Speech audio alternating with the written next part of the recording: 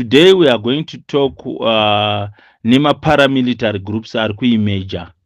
One of them being the presidential anti-criticism group. I think most of you guys have come across my videos avo.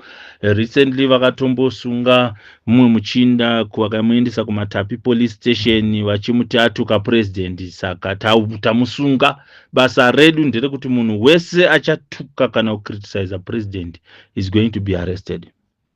And a few days ago there is another group that has emerged known as the presidential mafia group.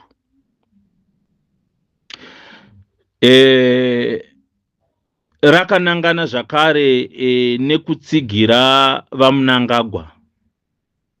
But tisati taita delve into all these emerging in parallel groups from Zanu Pf, because they are parallel Avasima structure is Zanu Pf. They are specifically there for the sole purpose of ensuring that this ruthless and irresponsible government is going to be perpetuated beyond 2028. But tisati tasvika ikoko todambotaura about the last days or the last period of the president of Hastings Kamuzu Banda of Malawi.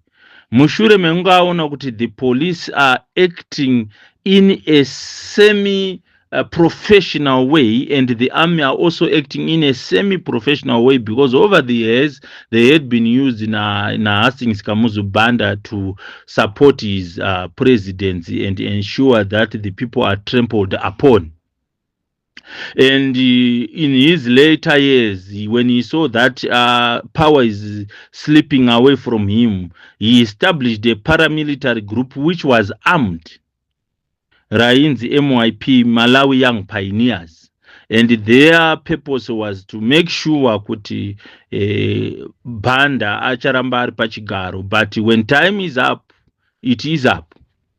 So that was a clear indication kuti when things are supposed to come to an end, they will come to an end.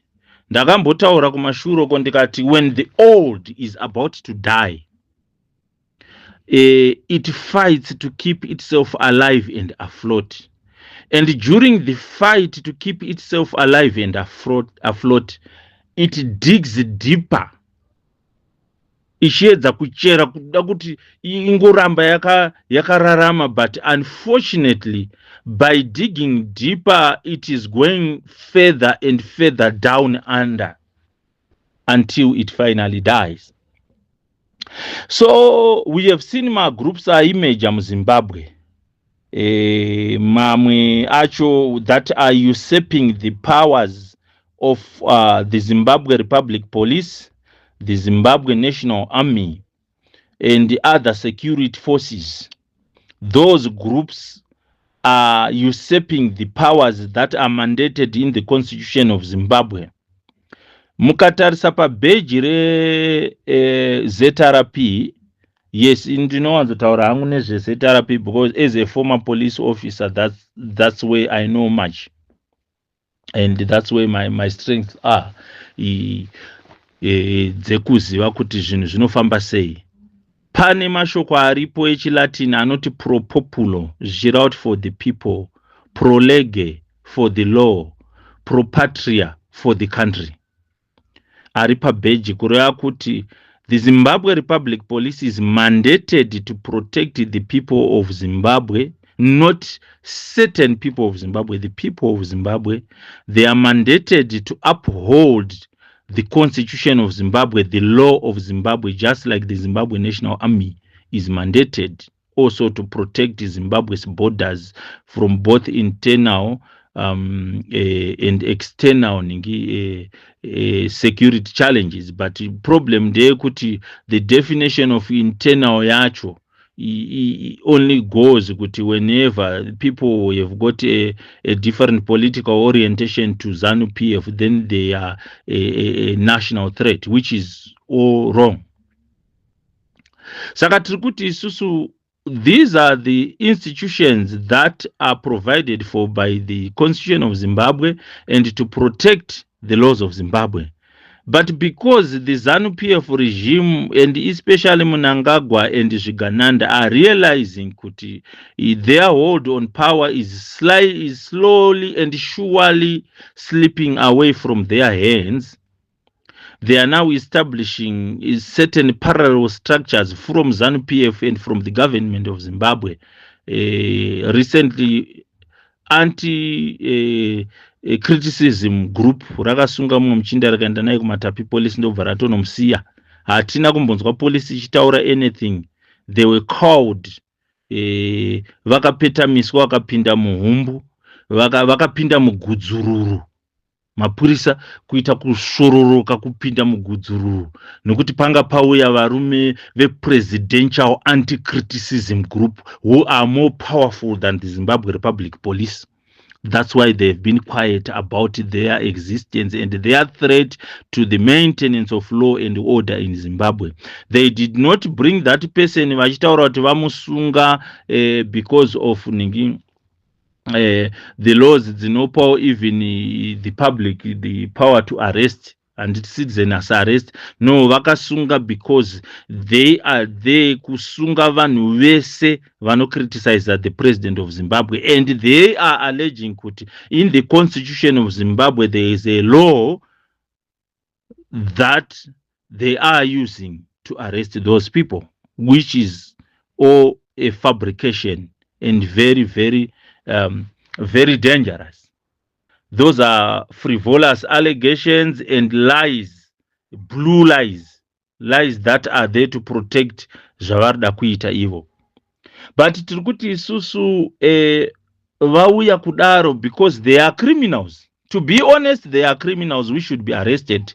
But because the Zimbabwe Republic Police, when it comes to political issues, they are a toothless bulldog.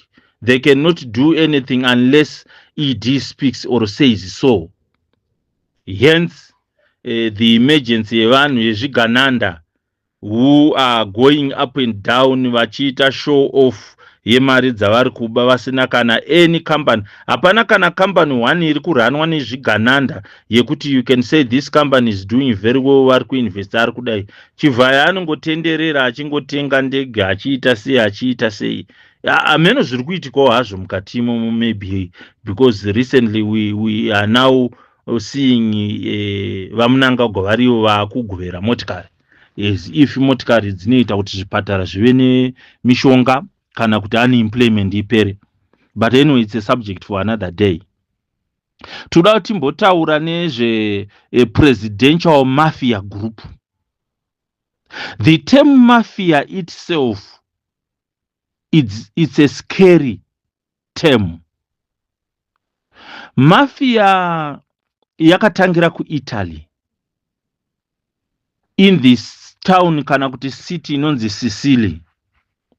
Mukaenda mu English dictionary rinotokuudzai kuti mafia zvinoreva an organized international body of criminals operating originally in Sicily and now especially in Italy and the US, and having a complex and ruthless behavioral code. Ndo zvinoreva mafia. Kureva kuti tikaona nyika yateita boka revanhu vanotozvitaura vaitaura kuti isusu tiri presidential mafia group, varume, nyika isina kumira zvakanaka. Mafia yatenderwa kuti ioperate muZimbabwe ichitsigira utongi hwavamunangagwa. Mapurisa haana chaari kutaura. Varume vacho vanotoonekwa vanototaura, mavidhiyo aripo pa TikTok, papi pese vanoposta presidential mafia group, an organized group of criminals, anditika, supporting the president of the Republic of Zimbabwe. And the president doesn't say a word. The police doesn't say a word. The CIO doesn't say a word. The Zimbabwe National Army doesn't say a word. They are all quiet. A clear manifestation that the existence of this group While so many of the dedicated members of the police, the army, and the CIO do not want their existence, their hands are tied as of now. They can't do anything because the powers above are allowing a mafia group to exist in Zimbabwe, meaning that terrorism is going to be on the increase in Zimbabwe. Killings, kidnappings, and everything against those that criticize this government's behavior of not providing medicines in our hospitals, of leaving our roads being dilapidated and potholed, if not drumholed. The behavior of destroying our education structure, our education system,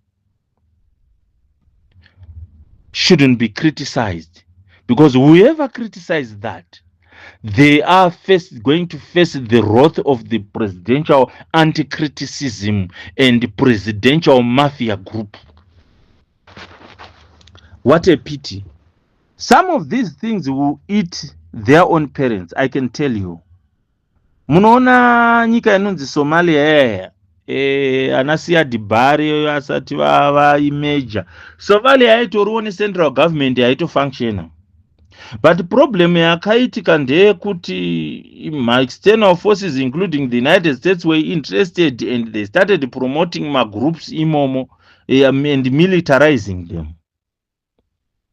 Nyaya dzemamachets dzakamboitika muno muZimbabwe dziya dzoda kuzonyatso kuferefetwa kuti ndiani akambe azvitangisa.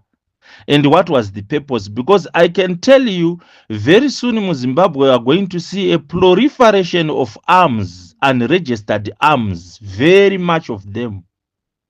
I think recently, takaona pachinzi pakabatwa mabara, hobu mabox mabara angari muningi, mumaningi mark, Sefia inonzi mark. But zvikanzi munhu wacho akatiza. Like, really? Was that real? Was that true? But anyway, the scenario that we are facing as a nation is a decline into chaos. Because right now, the police is incapable of protecting the people of Zimbabwe from the presidential mafia group. They are incapable of protecting the people of Zimbabwe from the presidential anti-criticism group. We are slowly declining into a society animal farm, George Orwell, where other animals are more equal than others. 2 legs bad, four legs good. And huku dzakazombosvika pakukomplaina dzikati ko isusu zvatine 2 legs zvikanzi aiwa mawings enyu munoasenzesa for the good. Because pane vamwe vaifila kuti they are more entitled to run the farm than others. So this is the scenario yatana emaZimbabweans. And it's more reason for us to unite more than ever. Because when we have we should take records, keep those clips, because one day is one day. These people have got to answer for whatever they are going to throw on the Zimbabwean people. We cannot accept our nation being turned into cartels and small groups of armed people saying they are protecting a certain individual. And chinonetsa vanhu vacho vemuzanu unoshaya kuti alright chii.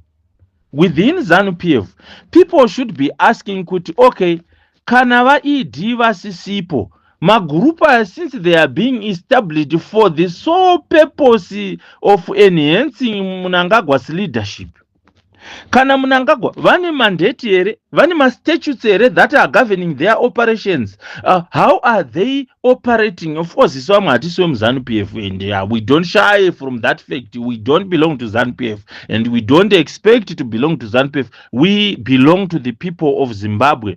The suffering masses of Zimbabwe is where we are, and we know Zanu Pf does not stand for the suffering of the masses of Zimbabwe. That's why they are dishing their cars to skit makers, they are dishing their cars to pastors and high profile people, buying their loyalty so that maybe that loyalty can cascade down to us, the downtrodden, who are facing the daily challenges of going to hospitals without medicines, who are facing the challenges of not having school fees for our kids, not even thinking about Christmas, because in Zimbabwe this year Christmas is banned.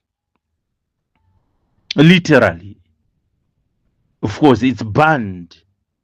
They banned Christmas because there's nothing to cheer for. I'm made to understand that some of my brothers and sisters within the civil service, mabonus avo ma 75 mamwe acho ari kufanira kuuya muna December akutozouya after Christmas. So it's going to be a very bleak Christmas unless munhu akaita madhiri parodi police. Saka polisi izvozvi is busy kutoti amana parodi pana ndinofanira kumeka mari kuti Christmas ndiwane Christmas. We don't need that. We don't need to dig ourselves into deep corruption because of the need for survival. We need to protect our police officers, ensure that they are well catered for, they are well paid, so that they don't just get bribery at every corner, mpurisa everywhere. And you find that challenge is just gone everywhere. Okuzimuro warutaura ramana hapana ndinofanira kutomeka mari yeschool fees, school fees, saka ndinofanira kutoscowa. Saka munhu wese anenge akatarisirwa kutorohwa bag. Polisi ida kurwa bag, Zimura ida kurwa bag. Hakuna kwese kwawakatarisa.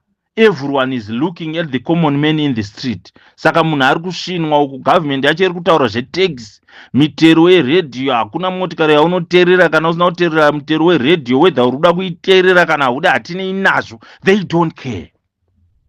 All that they want is money. And on top of this, in comes the presidential mafia group, the presidential anti-criticism group, to make sure that people are going to be killed and disappear. Because mafia, ukaona wataura the word mafia, baba, it's a term that is synonymous with criminals, violence, murders, kidnappings, disappearances. Mafia ndo basa rayo. Tarisai mafirimu emamafia kana kuverenga history yemafia from Italy. Mafia harisi timu rekutamba naro. Saka ukaona panzi pane mafia ya president. Wakomana. There is more reason for Zimbabweans to be united. There is more reason to keep the struggle going, to keep mobilizing, because the day is coming very soon. Trust me, with all these happenings that are happening in Zimbabwe, where Chivayo and Sakupanya are controlling the drug cartel, hakuna drug rikupinda mu Zimbabwe without their authority. We are in deep trouble, deep shit chayo. We are being screwed, and it's time we need to rise above this. This we will say because where we have got my ministries, I don't even know when did Zimbabwe last have a government, because everything is now centralized to an individual. Minister of Education anomubvira akakomenta about my grade 7 results akabuda and kufoira kwakaita vana vakafoira, for your own information, grade 7 results. Zvikoro zvepamusoro zviri kutora up to 20 units. That's a clear indication per 6 subjects. That's a clear indication kuti kwakafoirwa. Hakuna kana antaura anything. Zvikoro zvakuda kunovhurwa, hakuna education minister ari kutaura about the preparations kana kuti zvimwe zvikoro zviri kuda kuvakwa zvingani, vana vakanyora grade 7 mangani. Hakusina all that system yekuti vana vakanyora grade 7 this year vangani, vakapasa vangani, zvikoro zviripo zvine intake yakamira. There is absolutely nothing. The health minister is missing in action. He evaporated and condensed somewhere kusiri kutombozikana kuti aripi. Because a proper health minister pakafa that musician where aichemera pain is, he should have come out achitaura something. Kungotaura something mongotinyebera kuti amana mishonga iri kuuya yakadhilewa mushipi kana hakusisina nothing. The only thing we are seeing, the splashing of cars. Tinosenza here pakupiwa motikari. Tinodya here motikari dziri kupuwa vamwe vanhu. Do we all need to be given cars in order to survive in Zimbabwe? No. All what we want are jobs. All what we want is a functioning society. We were expecting an improvement from the society that Smith left you. Because Smith left you 19 aeroplanes for Air Zimbabwe, 45 years down the line, mane 2. Makasirwa zvitima zvakanaka zvedhiziri fine. 45 years down the line, makamboita zvemagetsi makudzokera kune zvedhiziri. Makuisa masofa edzimba muchiti ndo luxury trains edu. Guys, is that really the Zimbabwe that people died for? We had a functioning railway health system. And for your own information, Andrew Fleming Hospital ine mari dziriko ku UK yuko. There were monies that were dzakasiwa na Andrew Fleming dzekuti supported that hospital on condition it does not change the name. But what do our politicians do? They change the name and forget about the money. I know we have got enough money. But right now, hatina mshonga muzvipatara. Vana mai vari kufa vaine mimba. Hatina kana anything. Cancer is one of the most killing diseases in Zimbabwe. Hatina anything. Ukangobatwa ne cancer chiziya kuti you are going slowly. There is no remedy, nothing. Ivo vana vavo vanodzidza kunze, vanorapwa kunze, zvese zvavanoda zviri kunze, muno vanongounza mishonga mumafamasi, ndo varidzi vemafamasi vanongopinza vasingabhadhari mitero kuzimura, motikari vanopinza dzichinzi dziri kusapota president, ndedze maskimu apresident, vongoswotengesa muno vachiita mari on top of imwe mari. Zimbabweans, I think we are coming to the end of the road because this establishment ye mafia group ne anti-criticism group is the last thing that we can accept and tolerate. We can't tolerate that. There is need for us to make a stand to say no. Not about the 2030 agenda. These things is for your own information, initially, the 2030 agenda was not an individual issue. It was a national development agenda. Yanga itori nemagoza anga akasetwa. But they turned it overnight to mean that it's meant to extend Mnangagwa's rule to 2030. So, with such people in power, we cannot trust them to keep us safe from their mafia groups they are establishing. We cannot expect them to keep us safe from their anti-criticism groups that they are establishing. There is need for Zimbabweans, the downtrodden, those that are suffering day in, day out, to unite, whether you are in the army, whether you are in the police, whether you are in nursing, whether you are in education, uri teacher, the once revered teachers, now the laughing stock, whether uri kupi, uri vendor, uri kumagaba, kusiya so, people, we should have a message that resonates with the environment that we are in so that we unite and stop this nonsense as early as yesterday. Good evening.